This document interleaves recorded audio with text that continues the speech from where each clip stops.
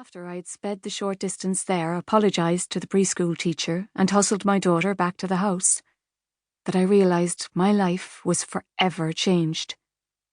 If I could go back to that moment so I could enter the kitchen first, in order to prevent Rosie from finding her father immobile on the floor, I would. As it was, there was no changing the past. But I would do my damnedest to make sure that I was always there at the end of the school day, so that she didn't fear the same thing happening to me. She'd already had a tough enough time of it for a 5.5-year-old. My daughter was everything to me, all that I had these days. Rosie's classmates started to appear, refocusing my thoughts and preventing me from once again going down that dark road of introspection as I examined our lives without Greg.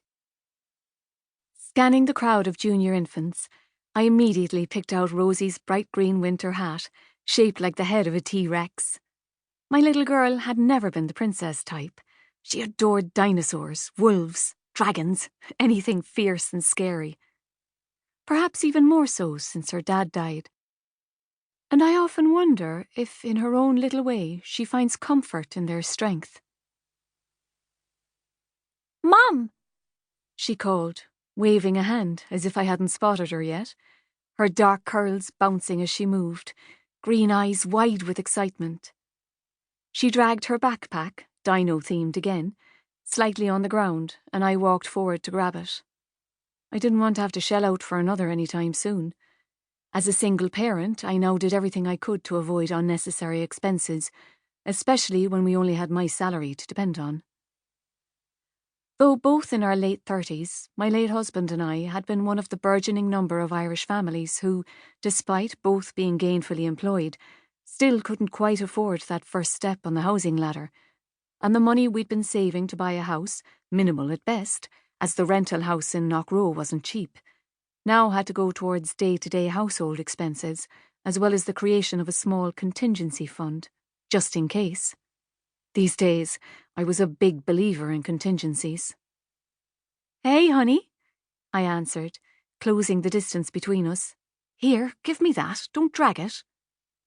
Rambunctious by nature, Rosie was hard on shoes and school belongings, and was growing out of her clothes at a pace that staggered me.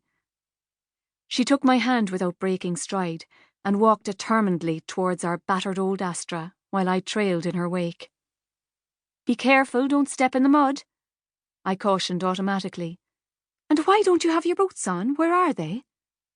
I looked disbelievingly at the flimsy ballet flats she currently sported. "They're in the bag. I don't need them. Sure, we're only getting in the car." She shrugged, and not for the first time.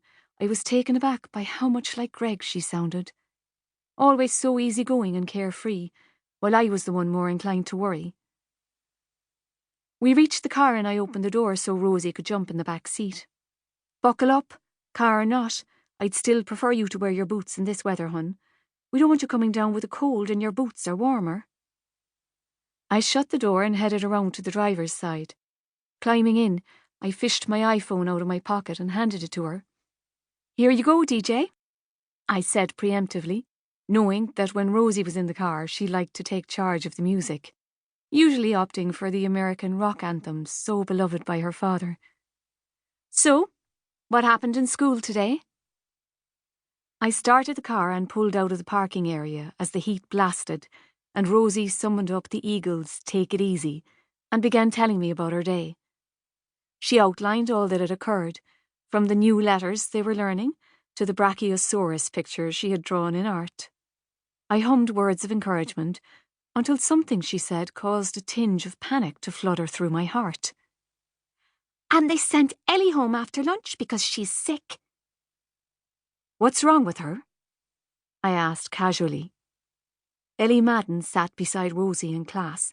I wasn't a hypochondriac or anything. As a nurse, I couldn't be, or I'd drive myself crazy. But I was always keenly aware of my daughter's health, as well as that of her classmates.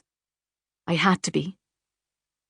"She has chicken pox," said Rosie dramatically, though she kept her attention firmly focused on my iPhone.